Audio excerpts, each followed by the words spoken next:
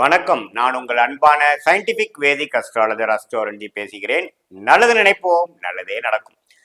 தொடர்ந்து நம்மளுடைய வீடியோஸ் பார்த்துட்டு இருப்பீங்க நம்புறேன். அறிவியல் சார்ந்த ஜோதிடக்கலை, அதாவது சயின்டிபிக் வேதிக் அஸ்ட்ராலஜி முறையில் நம்மளுடைய போன ஜென்மத்தில் செய்த பாவ புண்ணியங்களுக்கு தகுந்த மாதிரி இந்த வாழ்க்கையில், இந்த ஜென்மத்தில் எப்படி நம்மளுடைய வாழ்க்கை சம்பவங்கள், நம்மளுடைய டைரக்ஷன் ஆஃப் லைஃப் எப்படி அமைகிறது, சிச்சுவேஷன் எப்படி அமைகிறது, சாதகமான அமைப்புகள் வருகிறதா, சாதகமற்ற அமைப்புகள் வருதா, நம்மளுடைய short term long term future எப்படி இருக்குது, நமக்கு பிராப்தங்கள் எப்படி, தோஷங்கள் எப்படி எப்படி இருக்குங்கிறதுங்கிறது துல்லியமாக மிகைப்படுத்தாமல் உள்ளது உள்ளவாறு பார்த்து கொண்டிருக்கிறோம். அந்த வகையில பாத்தீங்கன்னா இந்த வீடியோல தனுசு ராசிக்கு தமிழ் புத்தாண்டு 2025 ஏப்ரல் 14 வரக்கூடிய சித்திரை 1 வரக்கூடிய தமிழ் புத்தாண்டு ஒரு ஆண்டு எப்படி இருக்க போகிறது, இந்த 12 மாதங்கள் எப்படி இருக்க போகுதுங்கிறது நாம தனுசு ராசிக்காரர்களுக்கு பார்க்க போறோம். அதற்கு முன்னாடி நம்மளுடைய சேனலுக்கு ஃபர்ஸ்ட் டைம் வரவங்க சப்ஸ்கிரைப் பட்டன் கிளிக் பண்ணுங்க.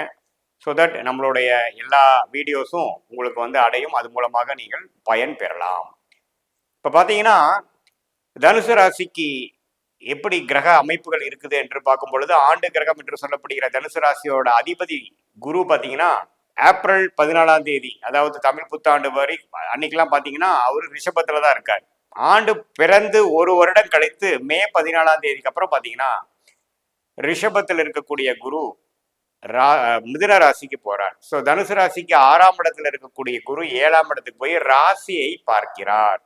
அது ஒரு அருமையான ஒரு மாற்றம். இது வரைக்கும் பார்த்தீங்கன்னா சுப விரயங்கள், டிராவலிங், குடுக்கல் வாங்கல கண்ணா பின்னான்னு போறது, செலவுகள் ஒரு மாதிரி கண்ட்ரோல் இல்லாமல் இருக்கிறத மாற ஒரு 12ஆம் பாவம் விரயஸ்தானத்தை குரு பார்த்து கொண்டிருந்த சமயத்தில் இந்த கடந்த ஒரு வருடமாக பல விரயங்களை கொடுத்த குரு இப்போ 7ஆம் இடத்துக்கு போய் ராசி பார்க்கும் பொழுது லைஃப் ஸ்டேபிள் ஆக போகிறது. அடுத்த கட்ட நடவடிக்கைக்காக வாழ்க்கையை நாம ரெடி பண்ண செய்ய போறோம். ஒரு உத்வேகமான சில முயற்சிகள் எடுத்து மனம் சாந்தப்படுகிறது, மனம் ஸ்டெபிளைஸ் ஆகுதுங்கிறது நம்ம தெரிஞ்சுக்கணும். புத்துணர்ச்சியும் பெறுகிறது.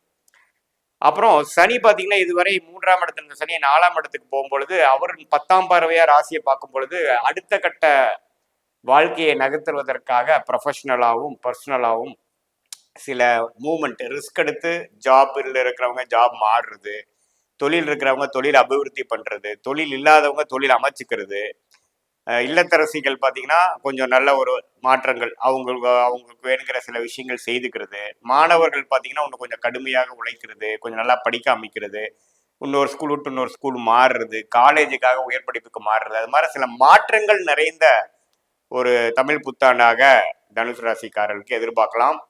அதே சமயத்தில் ராகு கேது 4-10 இருக்கக்கூடிய ராகு கேது 3-9 வந்தது ரொம்ப நல்ல ஒரு அமைப்பு. 3ஆம் இடத்துக்கு ராகு குரு பார்வை பெறும் பொழுது வெளிநாடு எதிர்பார்க்கிறவங்களுக்கு வெளிநாடு போகக்கூடிய அமைப்புகள், கொஞ்சம் நல்லாவே ராகு திசை போறவங்களுக்குலாம் நல்ல பிராப்தங்கள் எல்லாம் கொடுக்கக்கூடிய ஒரு அமைப்பு இருக்கு. ஸோ தனுசு ராசிக்காரங்களுக்கு பார்த்தீங்கன்னா இதுவரை கடந்த ஒரு வருஷமாக ஒரு மாதிரி ஒரு ஹனிமூன் பீரியட் மாதிரி எதுவுமே நம்ம நிலையா பண்ண முடியல.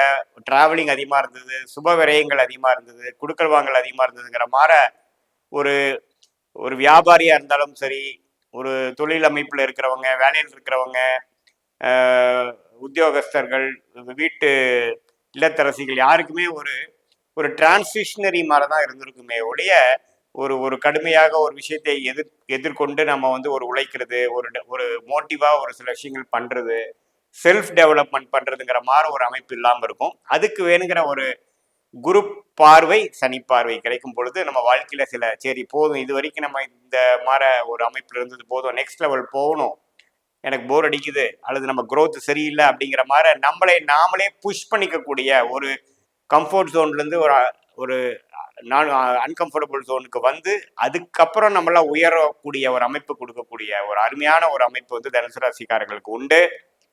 ஸோ இதை நல்லாவே இந்த தமிழ் புத்தாண்டில் தனுசு ராசிக்காரர்கள் யூஸ் பண்ணிக்கிறோம்.